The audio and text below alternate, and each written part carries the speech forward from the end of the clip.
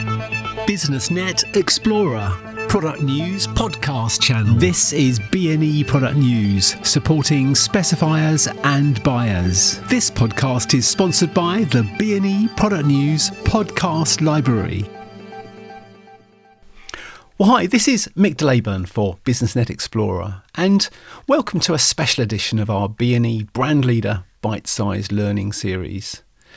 In this swimming pool industry update for 2023, Martin Killen, MD for Recotherm, tells us how an increasingly topical sustainability issue in the industry can be overcome.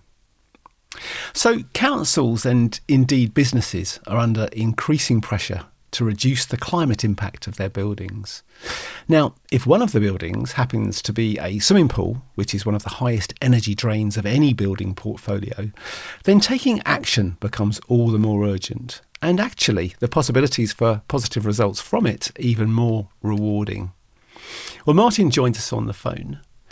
Hi, Martin. Thanks for taking the time to join us again on the podcast to give us a swimming pool ventilation industry update for 2023. Hi, Mick. Thanks for the invite. Well, it's always a pleasure, Martin.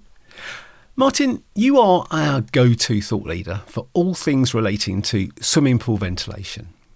Now, we know sustainability is an increasing piece of the mix when choosing a ventilation system for a new indoor swimming pool. But how about when you have one already and you need to improve the carbon footprint of the swimming pool building? Recotherm are one of the leading suppliers of swimming pool ventilation units in the UK. Our units are designed and built here, and we have been involved in several projects recently with both local authority pools and commercial gyms to help them reduce the energy consumption of their pools.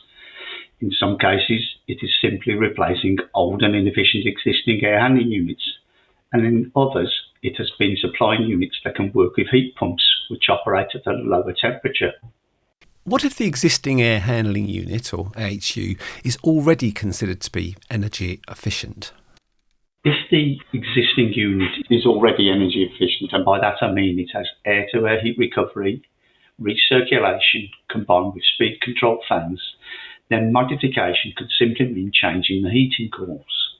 One thing to be aware of is that swimming pools typically operate at 30 degrees C, so to overcome the heat losses, you may need to supply the air in the winter at 40 to 45 degrees C. While this isn't a problem with water off a boiler at 65 degrees C, it becomes a problem when the water off a heat pump is at 50 degrees C, because the heat exchanger would have to be so much bigger to achieve the same heat output.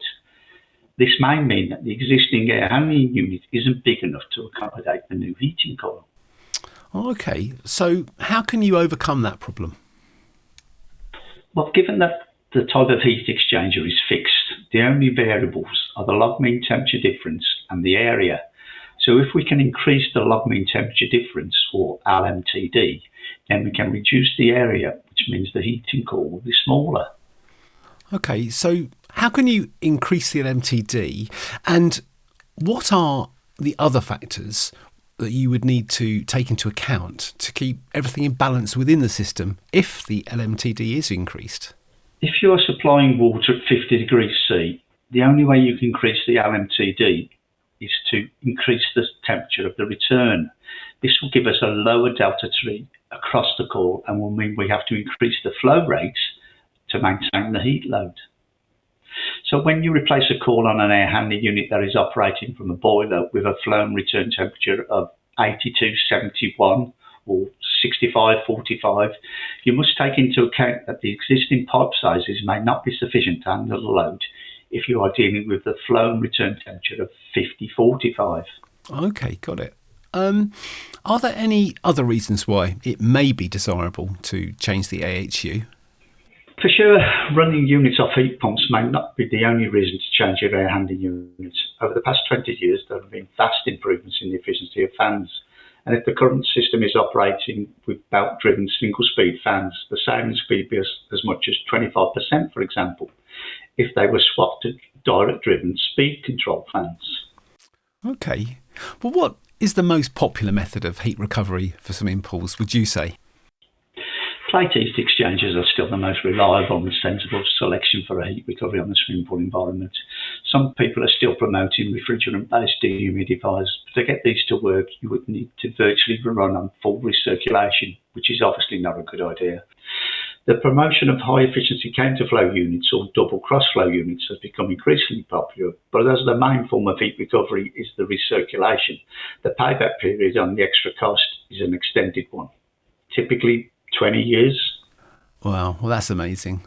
Brilliant. Well, look, thank you, Martin. Great to have you on the podcast again. As ever, this discussion has been very enlightening, this time on the subject of how to improve the sustainability credentials for buildings that house swimming pools, proving once again that if you want to know the answer to an important question, it's always wise to hear what an expert has to say on the subject. Thank you, Mick. Well, thank you, Martin. Always a pleasure. Cheers. Make sure you check out our B&E Brand Leader interview playlists for the other educational swimming pool ventilation industry updates Martin has provided. We've covered pool environment control issues and innovations, indoor pool environments perfect for a healthy swim in the fresh air, how to mitigate the risk of virus transfer in the pool hall, and future trends.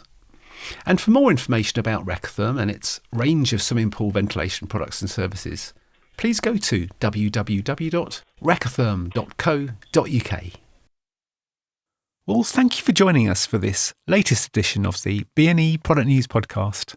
And please, stay safe.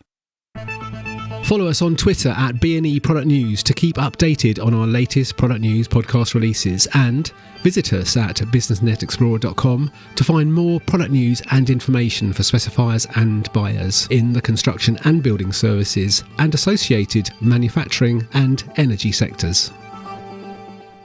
BusinessNet Explorer podcasts are now available via the Apple Podcasts app, iTunes and on Spotify.